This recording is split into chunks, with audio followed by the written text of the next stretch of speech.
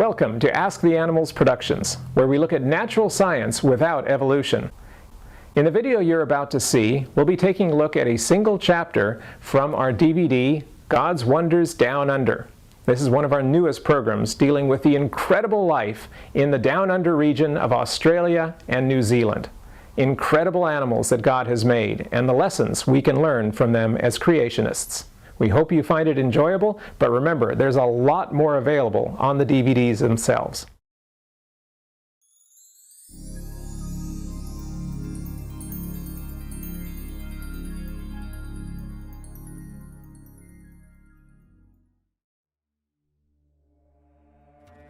The most iconic animals of Down Under are the incredible mammals.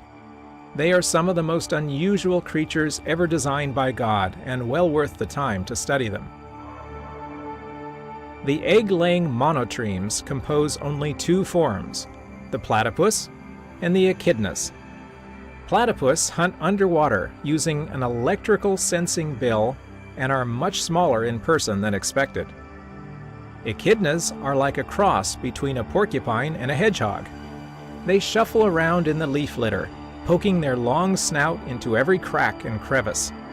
When disturbed, they wedge their huge claws into the ground, and with their spines up, cannot be shifted. I enjoyed petting them in this position, testing their relatively blunt spines. Marsupials are the main specialties, mammals that reproduce in a different way from placental mammals. Instead of carrying an embryo inside them until birth, marsupials have an external pouch where the embryo enters and finishes its development. This group includes the kangaroo family, which we have examined elsewhere. Here we will look at the rest of the variety that makes this group so interesting. South America has several small species of marsupial, while America has a single representative, the familiar Virginia opossum. This was actually the first marsupial ever discovered by scientists when Europeans arrived in North America. They are famous for playing dead when frightened, but they actually have no control of this stress-induced reaction. Just like the hognose snake, they emit a foul odor to convince a predator to leave them alone. They are excellent tree climbers and use their bare prehensile tail to help them maneuver. They don't sleep hanging from a tree branch, though, despite the cartoons you have seen. They are usually silent unless threatened, or when talking to other opossums. Then they become quite vocal, growling, clicking, and hissing. Opossums keep themselves clean and almost never get rabies. And opossums are tick destroyers. A single adult will consume around 5,000 ticks per year, reducing your local tick infestation. That alone makes them well worth having around. All the rest of the marsupials in the world are in Australia. Several forms called possum live in both dry and wet forests, especially along the eastern coast. The brushtail possum is abundant, rustling through tree branches at night. They have been introduced into New Zealand and proliferated. I came face to face with several, and they always froze in place and stared at me silently. But when I moved out of sight for even a moment, they would instantly vanish up the tree. In the northern jungle, the beautiful copper brushtail replaces the regular form. We made a special search for them in the Atherton tablelands, going out after dark with flashlights. We were delighted when we saw several species of possum, including these coppers.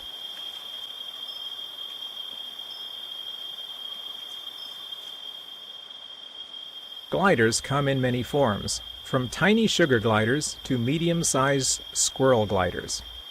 They glide between trees on parachute bodies.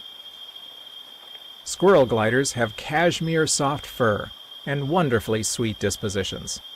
My favorite took treats from my hand with her nimble fingers. Even larger are the yellow-bellied gliders, which seem too big to be frequently launching themselves from tree to tree. All in this group seem to be overwhelmingly cute.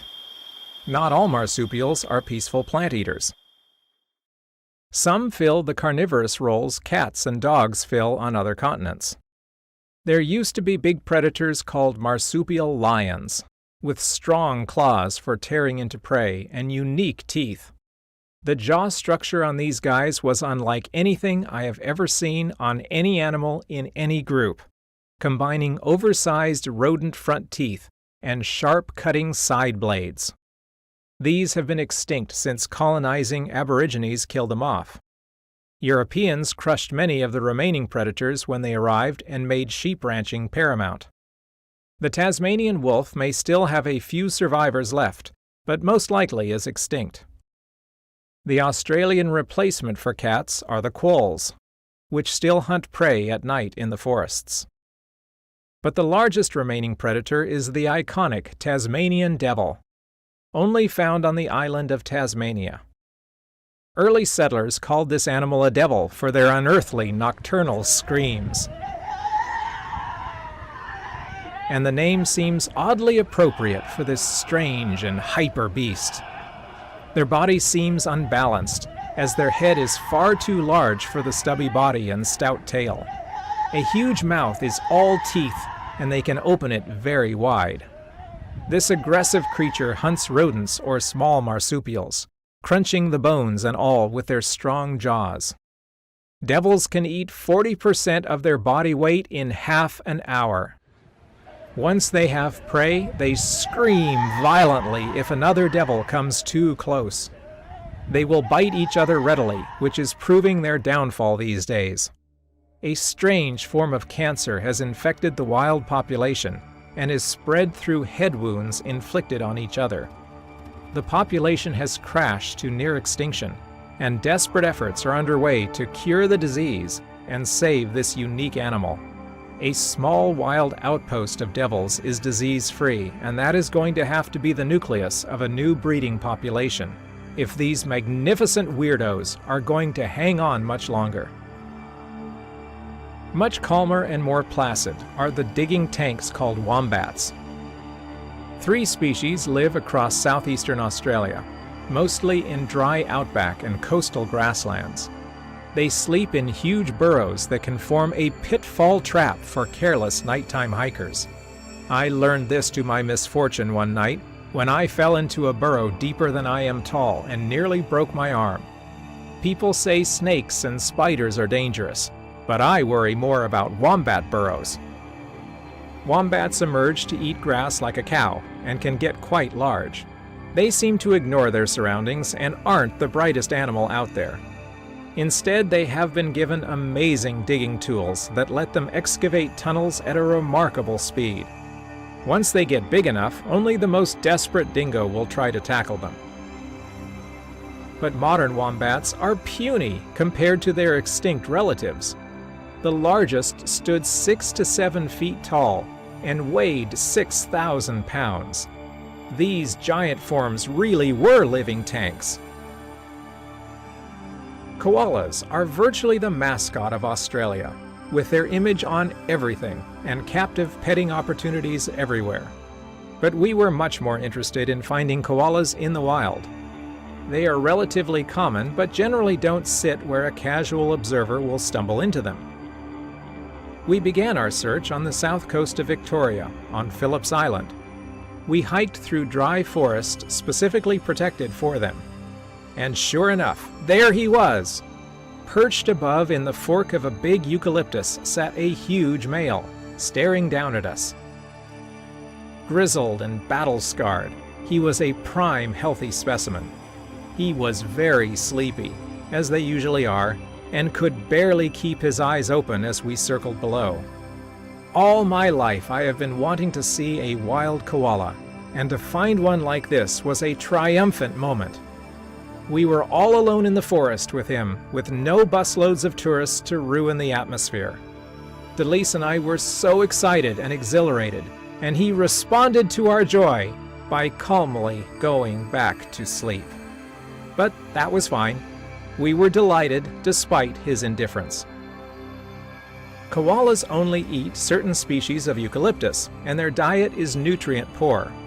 They spend most of their day asleep, as they have very little energy to spare. Awake time is mostly spent grabbing and munching leaves. They have unique hands, with front digits split into 3 fingers and 2 thumbs. Their hind foot has an extra digit like a thumb. These special feet give them a great grip on the branches as they clamber about. They are not as cuddly as their cuteness makes people think. Males get very loud as they roar harshly at rivals. They will fight fiercely if they have to, of which our big male showed clear signs. We eventually left our new friend where we found him and continued our travels. On our last campground before getting on a plane to America, we found a small female in a tree by our campsite. She was up pretty high in thick branches and was hard to see in the dark. The next morning I couldn't find her and assumed she had moved on. Then I suddenly came across her right beside our campsite in a small tree.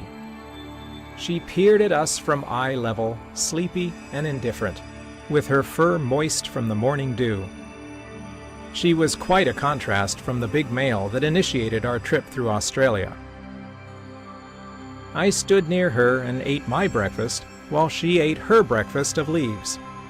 It was a wonderful farewell from the symbol of Australia.